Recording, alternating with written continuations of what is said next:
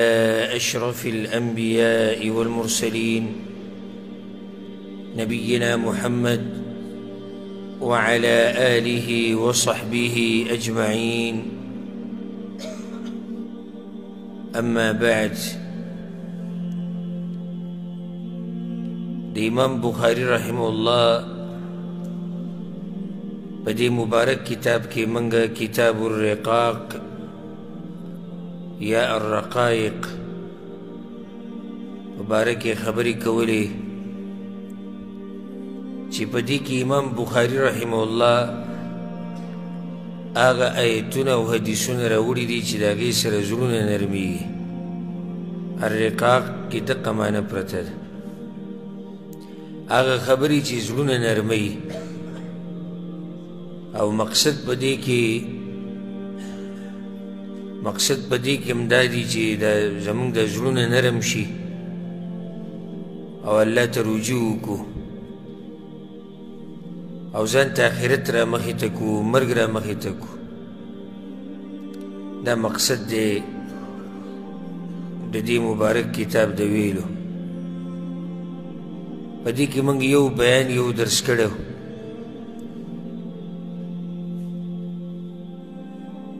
یو آغا حدیث بارکی خبر شیوه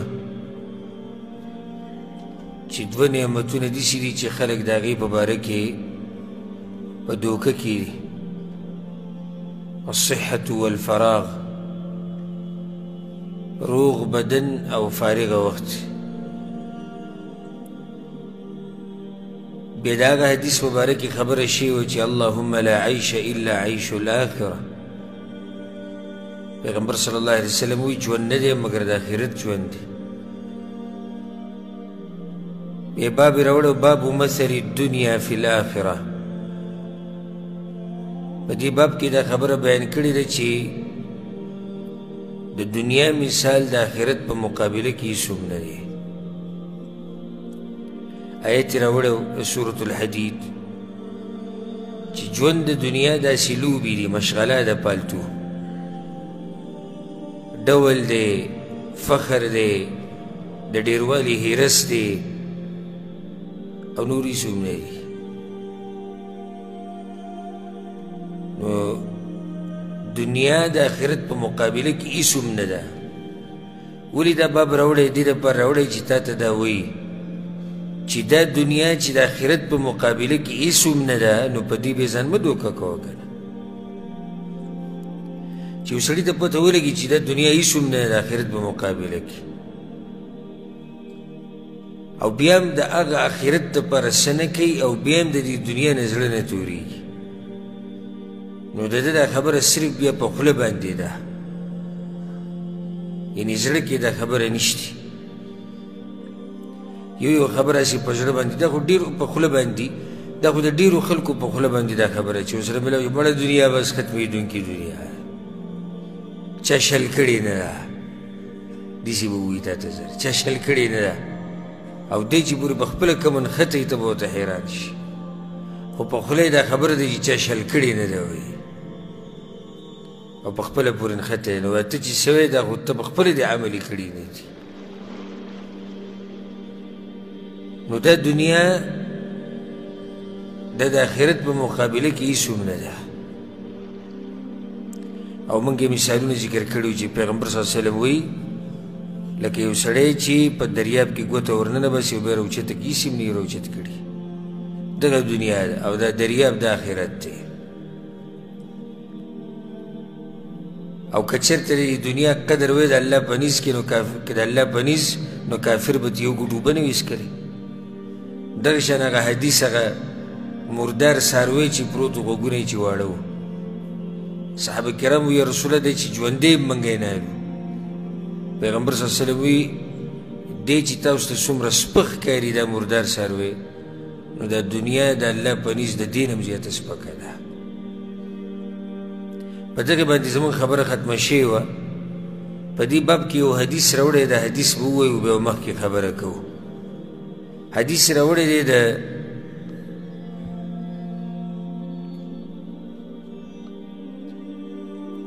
حدیث روڑے دا سہل رضی اللہ عنہ هغه وایي چې سمعت النبي صلی الله علیه وسلم یقول ما د پیغمبر صلی الله علیه وسلم نه دا خبره اورېدلې ده موضع صوت في الجنة خير من الدنيا وما فيها په دنیا کې یو عفوا په جنت کې یو کوړه ځای کوړې دورې چې ورکوي هغې ته صوت وایي په عربۍ کې یو کوړه د یوې کوړې ځای په جنت کې دا غوره دی د دنیا نه او دنیا کې چې څه دي د حدیث دې دپاره راوړی چې تا ته وایي وګوره نو د دې دنیا به څه قدر وکړي چې دا د جنت هغه ځي ته نه رسي چې هغه د یو کوړې امره دی د هغې هغه مقدار د هغې هغه قیمت نشي ورکولی نو تا ته وایي مه دوکه کېږه په دې دنیا باندې اصل ژوند د آخرت ژوند دی د یوې دورې د یوې کوړې ځای په جنت کې دنیا نه صرف دنیا او په دنیا کې چې څه دي د دې نه قیمتي دي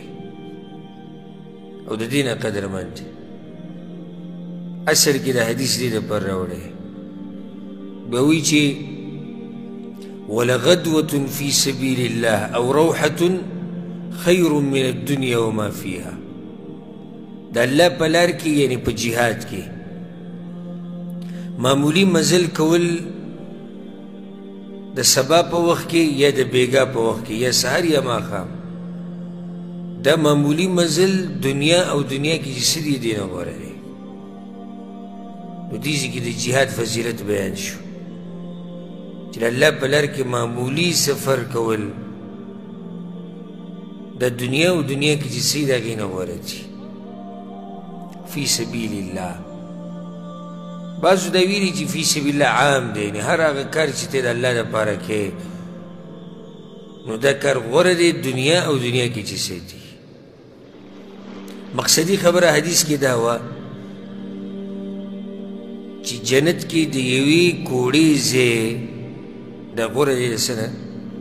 دنیا او دنیا کې چې څه دي دې نه غوره دی نو بیا تا ته وایي چې بهی دنیا مه دوکه کېږه دا پکې درنه اصل مقصد پروت دی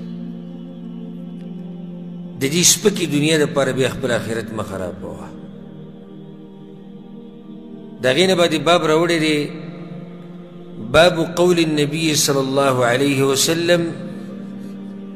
كن في الدنيا كأنك غريب او عابر سبيل باب دې په بیان د پیغمبر د هغه وینا کې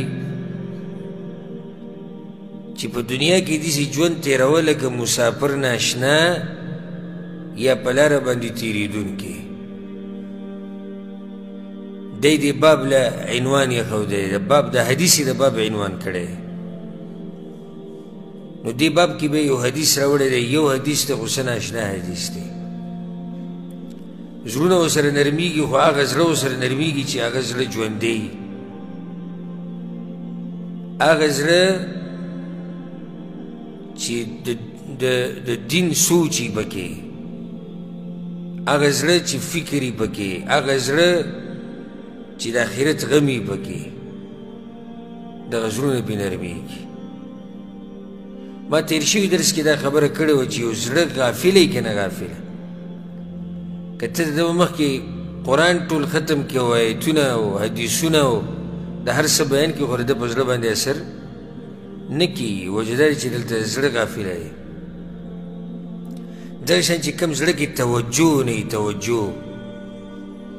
نو دی هم په خبره باندې نه رسي او نه دی د خبرې نه فایده اخلي حدیث یې راوړی دی د عبدالله بن عمر رضی الله عنهما عبدالله بن عمر وی أخذ رسول الله صلى الله عليه وسلم بمنكبي یو ورځ پیغمبر صلی الله علیه وسلم راغی نو زما په دې ولي باندې لاس کېښود په دې اوږې ورته لاس کېښود او دا د پیغمبر صلی الله علیه وسلم طریقه وه. کله به ملګري ته مسله بیانوله یو صحابي ته، نو لاس به وله د بدن په صحیحه کېښودو، یا به وله ګوته راونیو یا به وله لاس ونیو. د دې سره توجه ډېره وي بیا خبرې ته. نو پیغمبر صلی الله علیه وسلم د عبدالله بن عمر په اوږه باندې لاس کېښودو او دی ورته وی عبدالله کن فی الدنیا کانک غریب. ای عبدالله په دنیا کې ژوند داسې تېروه لکه ته چې ناشنا یې، او عابر سبیل یا په لاره باندې تېرېدونکی یې. بس دغه دوه ټکي ورته ویلي دي. په دنیا کې داسې ژوند تېروه لکه ناشنای یا په لاره باندې تېرېدونکی. دا هغه ټکي دي او هغه کلمات دي چې د اوږدو اوږدو تقریرونو نه دا کافي ده. اوږد تقریر یو سړی وکړي په ګنټو ګنټو باندې، د هغه تقریرونو نه دا نصیحت کافي دی. او پیغمبر صلی الله علیه وسلم سره خو هغه فصاحت او بلاغت چې واضحه ده. پخپله وایي چې الله ماله جوامع الکلم را کړي. جوامع الکلم معنی ده چې یو سړی لنډه خبره وکړي او په هغې کې ډېرې معنی پرتې. نو د پیغمبر صلی الله علیه وسلم نصیحتونه به هم دغه شان لنډ نصیحتونه به او په هغې کې به ځینې ډېرې خبرې پرتې او د څه ناشنا نصیحت یې کړی دی. د فصاحت نه او د بلاغت نه ډکه موعظه بیانه کړې ده. کن فی الدنیا کانک غریب. په دنیا کې داسې ژوند تېروه لکه ته چې ناشنا یې، یا په لاره باندې تېرېدونکی عابر سبیل. ولې دا دوه قسمه خلک ذکر کړي دي؟ وجه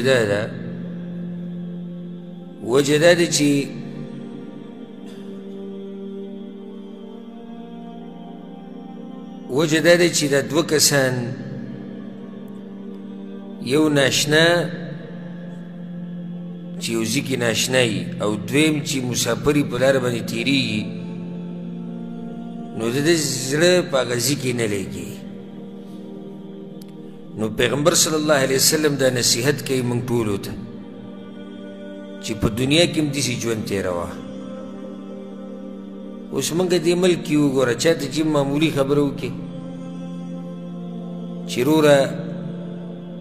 دا کار وکړه یا داسې وکړه یا دا ځای ځان له داسې برابر کړه، بړه وایي چې ته سبا له ځمه.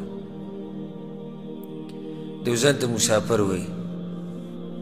دغه شان ناشنا چې یو علاقه کې څوک ناشنا وي، زړه یې د هغه ځای سره نه لګي. که دې ته ولې ډېر مال ورکړي او ډېر څه ولې ورکړي، خو هغه ځای کې نه خوشحالېږي. خپل وطن خپل ملک ته یې شوق وي. مړه وي خپل ځای خپل ځای. یو ورځ باسي ما خپل ځای له ځو.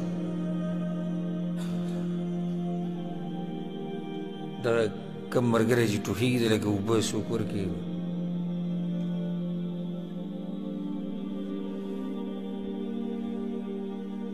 نو څنګه چې دا کم سړی مسافر یي او د ده زړه نه لګي په یو ځای کې، دغه شان ما ورته پکار دی چې د دنیا کې زړه نه لګوو. موږ دلته مسافر یو، دلته موږ مسافر یو او دلته موږ ژوند داسې تېروو لکه یو ناشنا سړی چې ژوند تېروي. زړه به نه لګي دنیا سره. دې بعضو ته چې وایي چې سبا له دې ځو، چې دې بعضو ته نصیحت وکړي وایي سبا له دې ځو، نو دغه شان چېرته د دنیا باره کې ووایه که نه چې سبا له دې ځو. چې ته ورته کله د دې ملک خبره وکړي یا بل ملک چې دا کار وکړه، مړه وایي چې سبا له دې ځو. چېرته یو ورځ خو د خولې نه دا ټکي هم راوباسه که نه چې دنیا نه هم سبا له ځو. یا دومره چې پکې ورننوتې. ما یو پیر کور کې څه کار کوو، نو بعض ملګرو راته بیا نصیحت وکړو، دا پردي کورونه دي، اوس څه پته لګي مالک درته وایي چې ځه نو ما هغه ملک کې چې ولې هغه خپل کورونه یې که هلته راته مالک ووایي چې ځه یو ځای کې هم نشته خپل ته که دا وایي چې هغه ملک کې چې کوم کور دی که هلته راته الله ووایي چې ځه نو بیا نه دا د همیشه دپاره دی او نه هغه همیشه دپاره دی دلته وایي دا پردي کورونه دي خواري کې مالک درته وایي ځه نو ما مالک په پاکستان کې وویلی شي چې ځه مالک خوارج کې ویلی شي چې ځه پاتې کېږي کوم ځای کې ته اوس کله داسې دي ویلی چې هلته سړی همیشه پاتې کېږي او تله نشي دغه کور نه وي سړی خواري بیا دغې له زور ورکړي ځکه چې هسې په دغه کور کې همیشه پاتې کېږي نه همیشه پاتې کېده خو په یو ځای کې نشي نه دلته شتې او نه هلته شتې نو چې نه دلته پاتې کېده شتې همیشه او نه هلته پاتې کېده همیشه شتې خو یو شی شو یو کور شو اصل خبره دا نه ده د سعودي عرب او د پاکستان اصل خبره د افغانستان او د انډیا نه ده اصل خبره د مسافرۍ او د بې مسافرۍ نه ده اصل خبره دا ده چې د دنیا د همیشه اوسېدو ځای نه دی د ټولې دنیا مسافر خپل ملک ته زړه کېږي نو دغه شان به مسلمان زړه څه ته کېږي آخرت ته به کېږي هغه زموږ اصلي وطن دی زموږ اصلي وطن هغه آخرت دی زموږ شوق به ټول د جنت طرف ته وي په دنیا کې وقتي طور به ژوند تېرې مسافر وقتي طور لګی که نه و دلته دا یو ښکلی مثال دی ځکه دلته د ټول ملګري چې ناست دي مسافر دي هر شي کې ګزاره کوي ولې هر شي کې ګزاره کوي وی سبا لتی زو دک شان به بالکل به دنیا کې ژوند تېرې هر شي کې ګزاره سبا لتی سیم زو و د نوح علیه السلام باره کې داسې راځي بعض تاریخونو دا خبره راغستې ده 9.5 سوه کاله خو هغه صرف دعوت کړی او 1000 کاله عمر د یو روایت مطابق او په دې کې د هغه خپل کور نه و چې چا به ورته کور جوړ کوي سبا له دې سیم زما دا د مؤمن شان دی سبا له دې زما لکه یو حدیث کې راځي چې پیغمبر صلی الله علیه وسلم څه وایي مالي وللدنیا ومال الدنیا ومالي د دنیا زما سره څه کار دی او زما د دنیا سره څه کار دی پیغمبر وایي د دنیا زما سره څه کار دی او زما د دنیا سره څه کار دی زما مثال خو د هغه مسافر دی چې د لږ وخت دپاره د ونې سوري لاندې پړاو اچولی او بیا روان شي موږ ټول حقه مسافر یو ګورئ ښه موږ ټول حقه مسافر یو چې د ونې لاندې لږ ساعت لم دمه کړې ده کله چې د دې ځای نه ته روان شي یو ځای ته سفر کوې او یا ملک ته ځي او جاز په یو ځای کې ودرېږي او یا په ملک کې یو ځای ته سفر کوي او ګاډی ودرېږي دمه کوي یو ځای کې پروت یې هلته بیا نه سبحان الله په دې لارو کې چې کومې هوټلي هغه کمرې چې ورکوي د دمې دپاره اکثر پکې سړي ته خوب هم نه ورځي داسې به بد حالي چې ته تپوس وکړې لکه دا ولې وایي هسې هم ګنټه دوه دي نه دا بس پرېوځي خو نه دلته هسې هم ګنټه دوه دي نه سبحان الله ګوره دا څنګه ناشنا مثالونه یي چې زړونه پرې راژوندي کېږي هسې هم ګنټه نیمه ده نو اوس ته ګنټې نیمې دپاره څه کې دغه شان دا ژوند دی دلته هسې هم ګنټه نیمه ژوند دی دا ټول ژوند ګورې د آخرت په مقابله کې دقه ګنټه نیمه دی لکه قرآن کې الله دا خبره ذکر کړې ده که نه چې کله جهنمیانو نه تپوس وشي چې ها دنیا کې مې څومره ژوند تېر کړی دی تاسو ته چې ډېر اوږد ښکارېدو نو هغوی به ورته وایي چې لبثنا یوما او بعض یوم یا ورځ و یا د ورځې صبره کوه نو دا ژوند دقه شان دی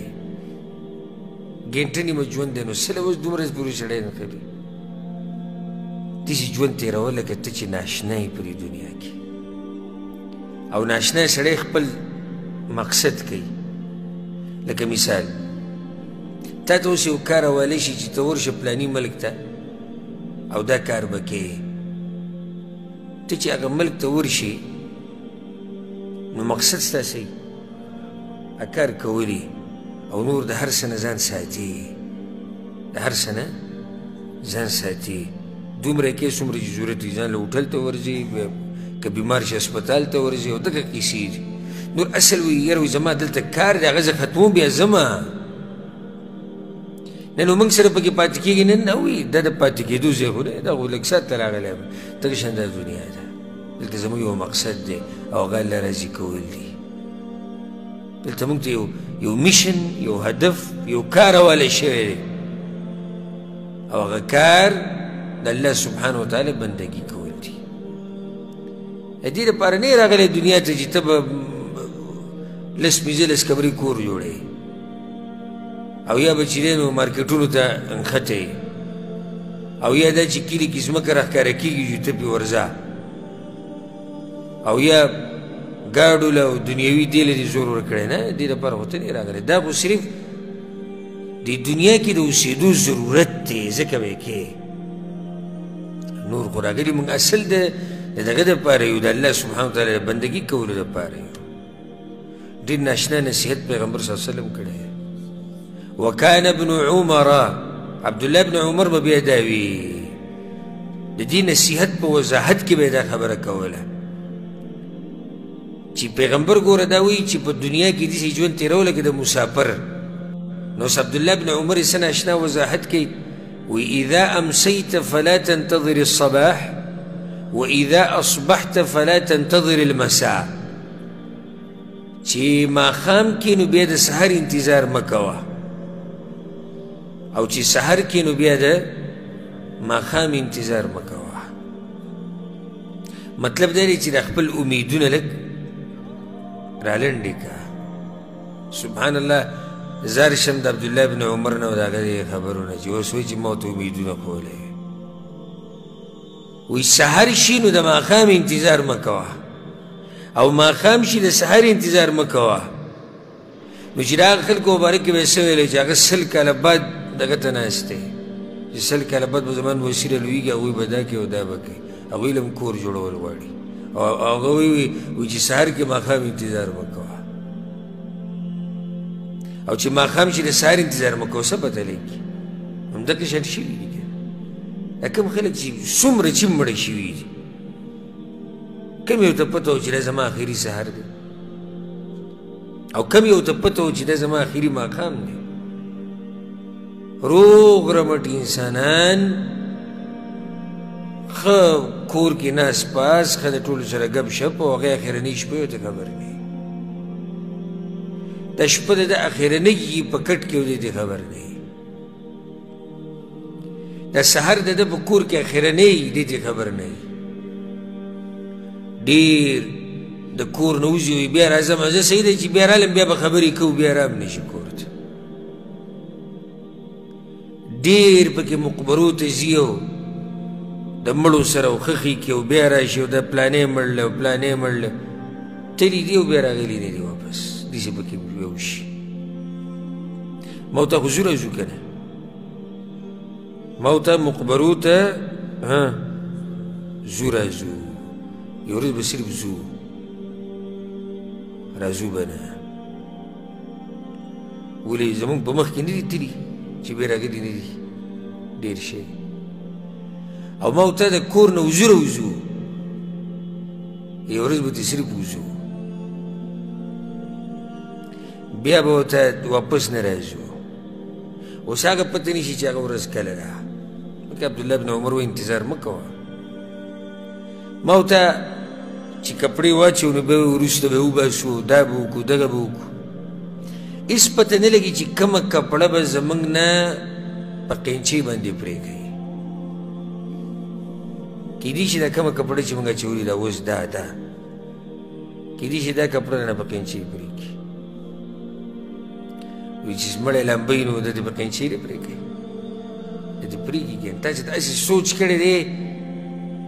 چې دا کومه کپړه چې ما واغوسته دا به زه په خپله وباسم که نه بیا چې ما څوک لامبوي هغه به رانه وباسي د دې چې د سوچ کړی زړونه زمونږ سم سخت شوي دي که نه دا قسمه خبرې زمونږ مخې ته تلي راغلي په خپلو لاسونو م لمبولي دي په خپلو لاسونو م ښخ کړي دي په خپلو لاسونو م جنازې اوچتې کړي دي کټونو له موږې ورکړي دي او بیا هم داسې ده لکه د سره چې څه شوي نه څه سخت زړه دی د بعضو انسانانو ته خو چې زه وګورم حیران شم ورته په لاسنیوه کې به ناستي تعزیت کې به ناستي د دنیا خبرې به کوي او بیا چې د هغه ځای نه راوځي بیا به په خندا او په ټوکو ټکا مړه وایي د دنیا رواج دی نن تی دی لاړې سبا له به ته وي بل ځي بل زه نه دی سبا له به ته بل ځي او ځکه یو کس خبره کوله هغه به د مړي لمبول عربی و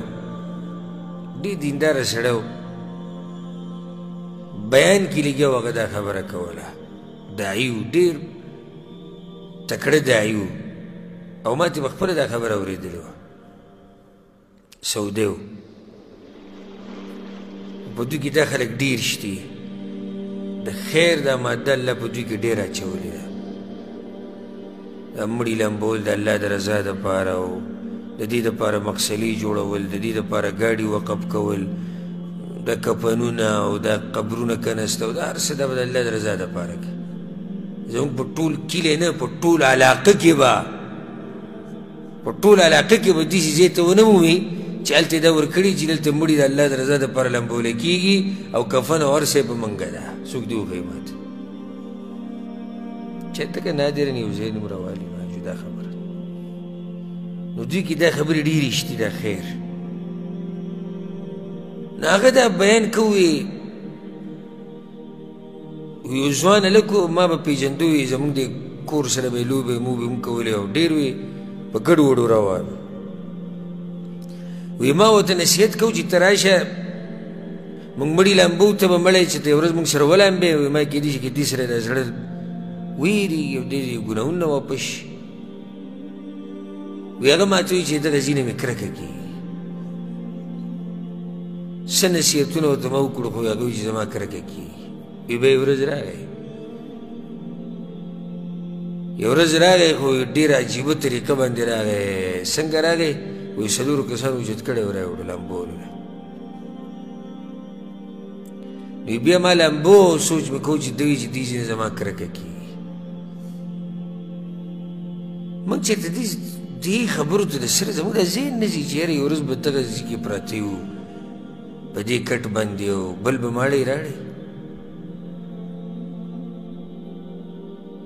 په دنیا کې داسې ورننوتي اوسم او عبدالله بن عمر وایي چې سهار کې ماښام انتظار مه کوه کېدای چې ماښام را نه شي او چې ماښام کې سهار انتظار مه کوه وخذ من صحتك لمرضك ومن حياتك لموتك او د دې روغ بدن نه فایده واخله د بیماري د راتلو نه مخکې او د دې ژوند نه فایده واخله د مرګ د راتلو نه مخکې دې باره کې خبرې مونږ تېر شوي درس کې کړې وي الصحة والفراغ چې دوه نعمتونه دي خلک دې باره کې به دوکه کېږي دا هغه روایت دی چې امام بخاري راوړی خو بل روایت کې ورسره دا الفاظ زیادت شته دي الفاظو عبدالله بن عمر وایي وعد نفسك من أهل القبور او ځان په قبرونو والو کې شماره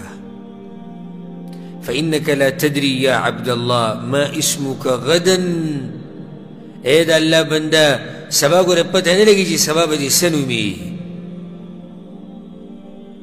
سبا به درته خلک مړی وایي که نه پلانې به درته وایي ما دا فایده و درس کې ذکر کړی مو دې ملګرو ته ما دا دنیا موږ پورې څومره نښتي یو که نه چې د هغې دپاره هغه آخرت پکې ډېرو پرېښودی دی دا دنیا دومره زر د سړي نه اخیستی کېږي دومره زر یو سړی دی د ماسخوتن د منځه نه بعد 9 بجې مړ شو څو بجې 9 بجې مړ شو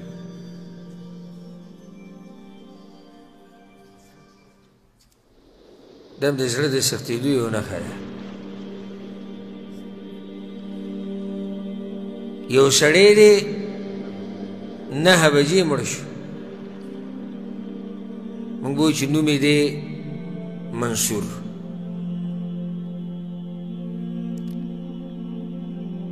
په 5 منټه کم 9 باندې د ده نوم منصور دی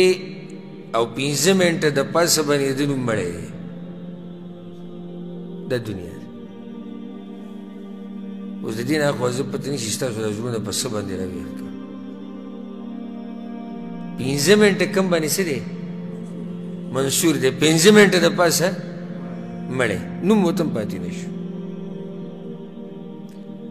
حالانکې دا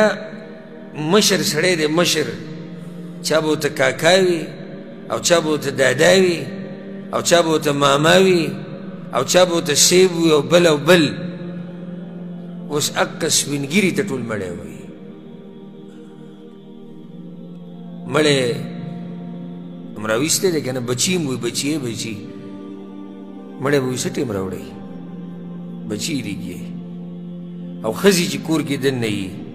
دا مړی وایي کور ته راوړئ که نه راوړئ؟ او بیا چې بهر ته بس ته مړی راوباسئ که نه جویس؟ او مړی کته او مړی بره او مړی کته او مړی بره. حالانکې ښه مخوري سړی به وي، ښه دینداره به وي، ښه دروند سړی به وي، ښه هر څه سیټ ته کا، هر څه سیټ ته کا. دلته نه چلېږي، دلته نه چلېږي. دا دنیا ضروره، دا دنیا ده چې دا سر یې دې بدن نه ووتو که نه، چې دا سر یې دې بدن نه و، دا نوم درته هم نه پرېږدي. نو ته د څه په انتظار کې ناست یې؟ اوس موقع شتي، بازار شتي، سامان شتي او پیسې شتي. د دې بازار نه ځان له سامان والا. سبا له نه بازار شتي، نه سامان شتي، نه پیسې شتي، نه موقع شتي، هېڅ هم نشتي. اوس که د سره مال یې ویې لګو د الله په لار کې، ته څه وایې چې زما دا بچي به دا مال زما دپاره ولګوي؟ ته دا وایې؟ زه به نوم درته نه پرېږدي. نوم که په دې انتظار ناست یې چې زه به یې جمع کوم او جمع کوم او جمع کوم به او بیا به بچي کېدای شي ماله به کې څه راکړي. په دغه څمو کې مه پرېوځه. هغه کېدای شي کې خبره ده. څه کېده؟ کېدای شي کې، هم کېدای شي چې یو میخه ده پسې حلاله کړي. په دغه کیسه ده، کېدای شي یو میخه حلاله کړي. د شیخ ابن عثیمین رحمه الله نه چا تپوس کړي وپېر وایي شیخ ما سره ډېر مال دی، نو اوس یې ولګوم د الله په لار کې که نه بیا وصیت وکړم چې د مرګ نه بعد یې راپسې ولګوي.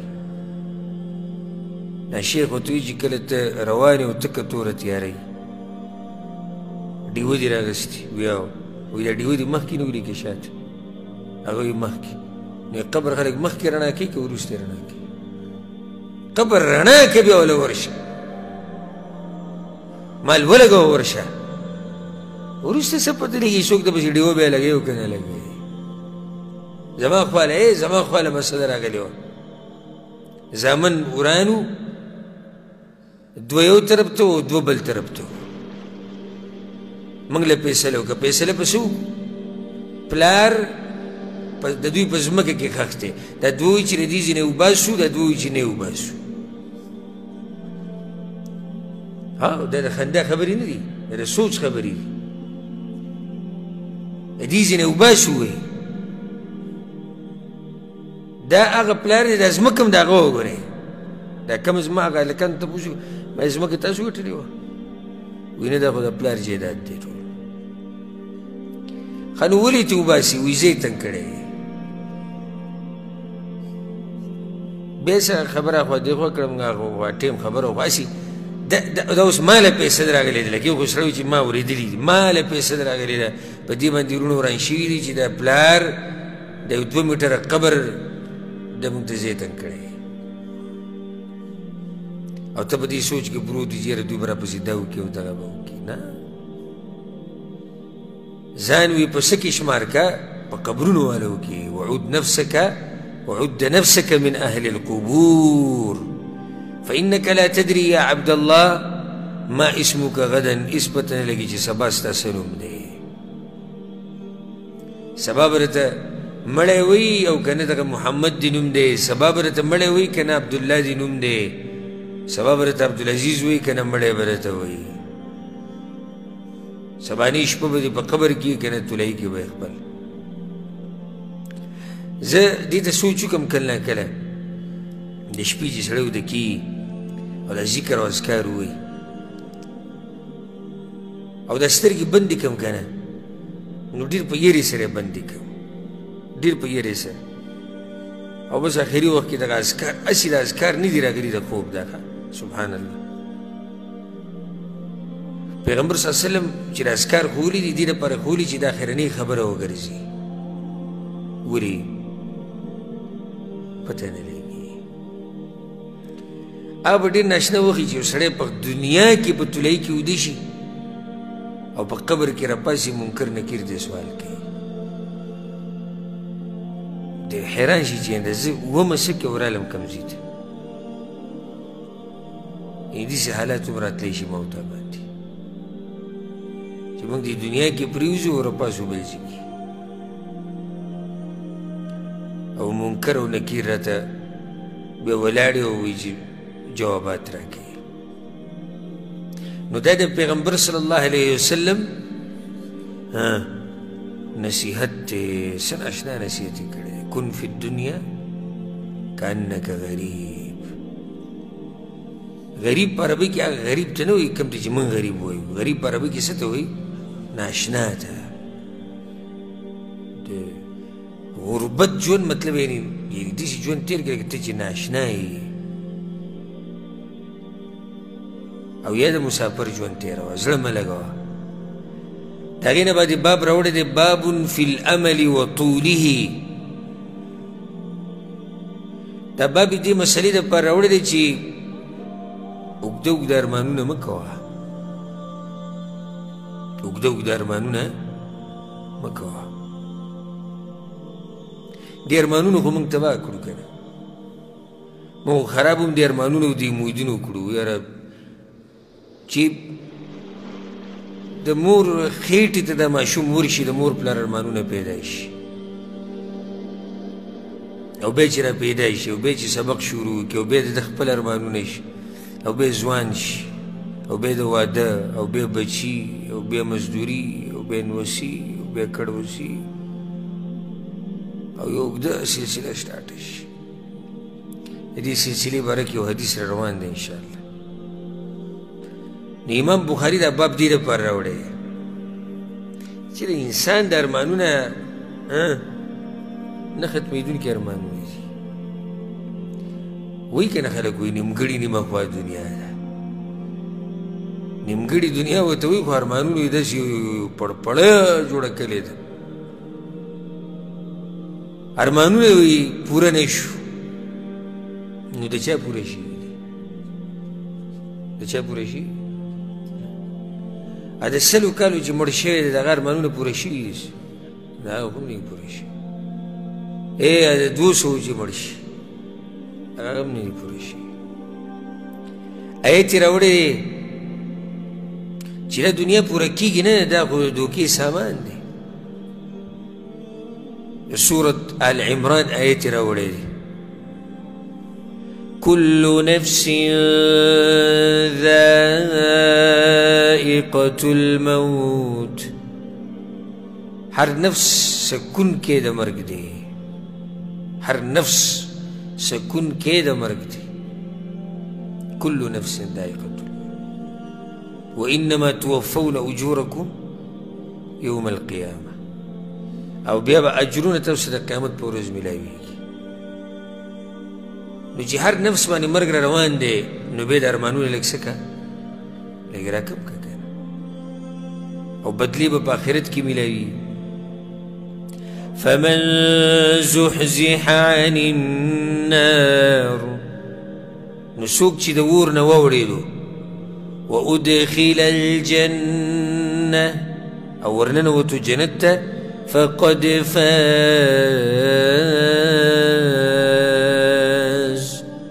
الله وی دو غټله دا اوس یقیني خبره ده چې ده وګټله یقیني شک پکې شته نشته الله اکبر چې هغه ورځ به څه ناشنا ورځې چې ما ورته دا خپه کېږي جنت کې دغه ګټه ده بیا دا صحیح ګټه ده کله لږ سوچ کوه ځان له د آخرت طرف ته لږ د دنیا نه سیټ ته کېږه لکه حدیث کې راځي که نه چې د جنت غټې غټې دروازې دي او موږ د هغې تفصیل بیان کړی په نونیه د امام ابن القیم چې کوم وه په هغې کې موږ ذکر کړی حدیث کې راځي پیغمبر صلی الله علیه وسلم وایي په دې غټو دروازو باندې به یې ورځ راشي چې دې باندې به څومره شي او شور به پکې جوړي جنت ته دروازې نه وي په دې باندې یې ورځ را روانه ده چې څوم شور به پکې جوړي څوم رش به او څومره بدبخته به وي چې په دغه شور کې او په دغه رش کې پکې دی نه وي دا غټې دروازې چې ډکې د جنت او سم شور او سم رش او په دې رش کې یو سړی نه وي جهنم طرف ته ولوېدلی دا به څومره لوی بدبخت دی هغه جنت معمولي جنت خو نه که نه عرضها السماوات والارض پلنوالی څنګه دی ځمکې او د اسمان په اندازې پلنوالی چې د ځمکې او د اسمان په اندازه باندې پلنوالی دی او په دې کې یو سړي ته ځای میلاو نه شي نو دا څومره بدبخته دی هغه پراخه جنتونه کې یو سړي ته ځای میلاو نه شي فقد فاز ګټه دقه ده وما الحياة الدنيا إلا متاع الغرور دا ژوند دنیوي الله وایي دا نه دی مګر د دوکې سامان دی امام بخاري دا آیت ولې راوړو واضح دی واضح آیت دې دپاره راوړو وایي چې دا د دوکې سامان دی مرګ را روان دی د ارمانونه لږ کنټرول که خپل دومره اوږده اوږده ارمانونه خو مه کوه که نه د هغې نه بعد آیت راوړی دی ذرهم یأکلوا ویتمتعوا ویلهیهم الامل فسوف یعلمون مجرمانو بارک الله وایي پرېږده چې دوی خوري پرېږده چې د دنیا نه مزې واخلي دا په اصل کې غافله کړي دي امیدونو څه چې غافله کړي دي امیدونو غافله کړي دي ارمانونو غافله کړي دي فسوف یعلمون جهنم کې به ورته پته ولګي عذاب پې کله راشي بیا به پته ولګي امام بخاري ته وایي د آیت دې دپاره راوړو وایي چېرته دا امیدونه دي د الله نه غافله نه کړي چېرته د ارمانونه دي د الله نه غافله نه کړي ګورئ او بیا د علي رضی الله عنه قول راوړی دی څه ناشنا قول یې راوړی دی وقال علي رضي الله عنه علي بن ابي طالب رضي الله عنه علي بن ابي طالب رضي الله عنه ډېرې د حکمت خبرې نقل دي ډېرې د حکمت خبرې دي نقل دي چې ته ورځ الله موقع راکړي که نه نو انشاءالله د دغه خبرو باره کې به خبرې کوو دا چې کومې علي رضي الله عنه نقل دي بس یوازې دې خبره کې سوچ وکړه وی علي رضي الله عنه وایي چې ارتحلت الدنيا مدبرة وارتحلت الآخرة مقبلة علي رضي الله عنه نصیحت کوي موږ ټولو ته وی دنیا موږ ته شا کړې ده روانه ده آخرت راته مخه کړې ده را روان دی دنیا شا کړې ده روانه ده آخرت موږ ته مخه کړې ده را روان دی دنیا ګورې روانه ده دنیا را روانه نه ده او د کله نه ګوره دا خبره یاده کوي د دې نصیحت په وضاحت کې یو ماشوم چې د مور د خېټې نه راوتی دی د ده سفر شروع شوی د آخرت طرف ته زموږ ټولو اوس سفر روان دی د آخرت طرف ته روان دی د ټولو سفر روان دی خو چا سفر ډېر کړی دی چا لږ کړی او سبحان الله چاته خبره ډېره نږدې ده زموږ په دې ملګرو کې ده چې کوم موږ سره ناست دي په دوی کې داسې شته چې خبره ډېره نږدې ده الله ته نږدې شوي دي او چاته له سفر پاتې دي نو دنیا شا کړې ده روانه ده آخرت را روان دی فکونوا من ابناء الآخرة علي رضي الله عنه وی نو د ځان ولكل واحدة منهما بنون او د هر یو دپاره خپل بچي دي هر یو څه شی وی د هر یو دپاره خپل بچي دي د دنیا او د آخرت دپاره وی د دنیا او د آخرت دپاره خپل بچي دي فكونوا من أبناء الآخرة ولا تكونوا من أبناء الدنيا نو تاسو د آخرت بچي وګرځئ د دنیا بچي ونه ګرځئ ګورئ بچي څه معنی سړی د دنیا بچي چې دنیا مقصد دی د دنیا بچي دي آخرت چې مقصد دی د آخرت بچي دي فإن اليوم عمل ولا حساب وغدا حساب ولا عمل نن ګورئ عمل شتي حساب کتاب نشتی علي رضی الله عنه وی او سبا ګورئ حساب کتاب دی بیا عمل نشتی نو د دې نه مخکې چې هغه ورځ د باندې راشي چې بیا به صرف حساب کتاب او عمل به نه نو عمل وکړه نن موقع شتي که دا قبرونه والا چې ته راپاڅېدی شوې که نه او د دوی نه دې تپوس کړی وی چې دا یو پیر سبحان الله ویل څومره د هغوی ارمان دی چې موږ ووایو یو پیر سبحان الله ویل که دې ورسره په دې باندې بیه وکړې چې د دنیا او دنیا کې چې څه یې دا به راله راکړي وایي چې هر څه به درله درکړم خو یو سبحان الله ما له راکړه یو استغفر الله ما له راکړه او نن دا موقع موږ سره شته پاتې لا بیا دی چې دې درسونو کې سړی کوي دې به څومره اجر وي قبرونو والا دې څنګه ارمانونه کوي په دې مجلس کې موږ سره ډېر ناس ملګري نن په قبرونو کې پراته دي د خاورو ډېري په ولاړ دي که چېرته خبرې کېدی شو تپوس هم ترې کړی وی چې درس باره کې څه وایي دا به راته ویلی وی چې خوځېږي ته هم به داسې به راته ویلی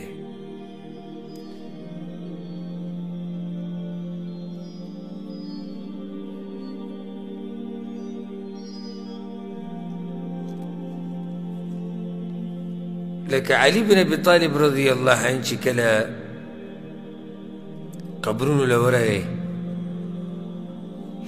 او قبرونو ته خپل حال بیان کو هسې لیږه لکه دا ملګري پوه کول دې مړو ته لیږه وایي مونږ دا وکړو مونږ دا مړي خو نه وایي تاسو څه وکړو څه وایي تاسو غلی ولاړو صرف د دې د مقبره کې هغه سیلۍ چلېده د هغې هغه شور ملګرو ته وي خیال هم د دوی جواب نشي راکولی او که راکولی شو نو یوه خبره به یې کړې وي څه وي دوی به ویلی وي وتزودوا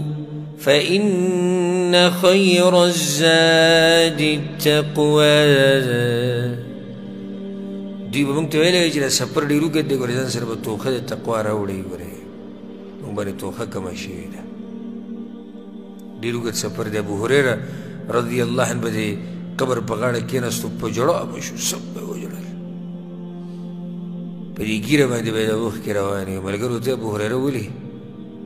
وی ابو هریره ته سفر اوږد دی او سامان ورسره لږ دی چې د ابو هریره سره سامان لږ دی نو چا سره سامان ډېر دی موږ سره به څه سامان دی چې سفر پې پوره کړو وی سفر اوږد دی